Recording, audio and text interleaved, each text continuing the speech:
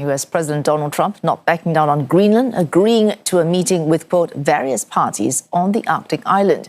All this at the World Economic Forum in Davos this week. Tensions building between Europe and Washington over the Danish semi-autonomous territory. Mr. Trump has warned of tariffs on European countries if no agreement on Greenland is reached. In response, EU chief Ursula von der Leyen has called the tariff threat, quote, a mistake, and says Europe's response will be unflinching. Leaders from the bloc are set to discuss options at an emergency summit on Thursday. Mr. Trump has shared what appears to be messages from the French president questioning his stance on the island, in which he says, quote, I do not understand what you are doing on Greenland. The US president also publishing correspondence with NATO's Secretary General Mark Rutte, purportedly showing the alliance chief saying he is, quote, committed to finding a way forward on the Greenland issue. He added that he had, quote, a very good discussion with Mr. Rutte over the telephone. Mr. Trump also slamming the UK's plan to give away Diego Garcia in the Chagos Islands to Mauritius, calling it, quote, an act of great stupidity. Mr. Trump says the deal, in which Britain would lease a military base on the territory while handing over sovereignty, is one reason why he wants to take over Greenland. The flurry of comments from the US leader falling on the first anniversary of his second inauguration. And Kate Fisher covering the story for CNN. She joins us live from Washington, D.C. Kate, what can we expect when Mr. Trump meets these, quote, various parties at Davos?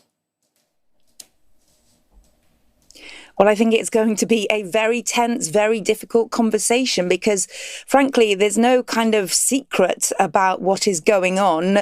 Usually in diplomatic circles, we're never quite sure what's happening behind closed doors and whether what's being said in public is the same as in private. But by the fact that we have now got these kind of windows into these private messages between leaders, it just shows that what Donald Trump is saying outright in the public, that he wants to take over Greenland, and that in one of his Truth Social posts overnight, we are the only power, the US, who can ensure peace throughout the world. And it's done quite simply through strength.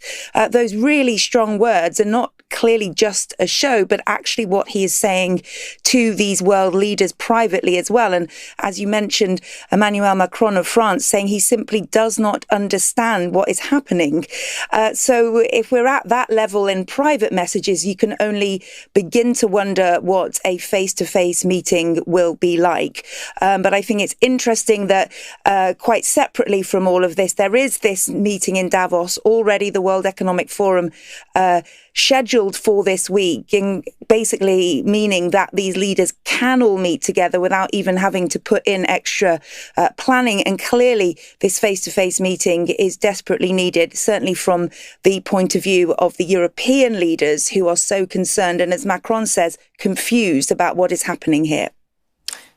Kate, President Trump not hiding his feelings either on the UK's deal over the Chagos archipelago. This is a deal to which he gave his blessing last year. He's now called this deal an act of weakness and stupidity, tying it to what's happening on Greenland. What should we read into these comments from Mr. Trump? Yeah, he's trying to use this as another reason as to why he should take over Greenland. As you say, he was very positive about this deal, as was his Secretary of State, Marco Rubio.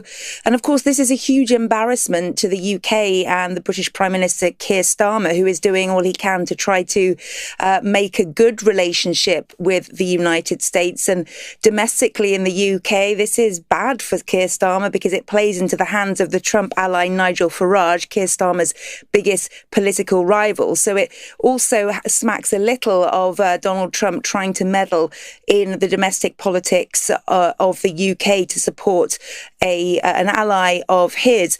Under the terms of the deal that the US and Donald Trump had supported, the US and the UK would continue to be able to operate a military base on Diego Garcia, the largest of the islands, for an initial period of 99 years.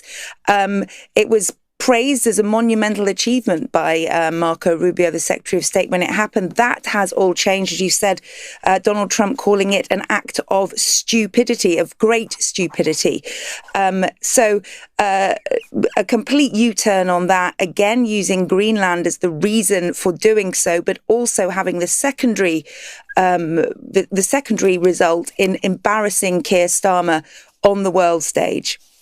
Well, thanks. Kate Fisher there reporting for CNA from Washington, D.C.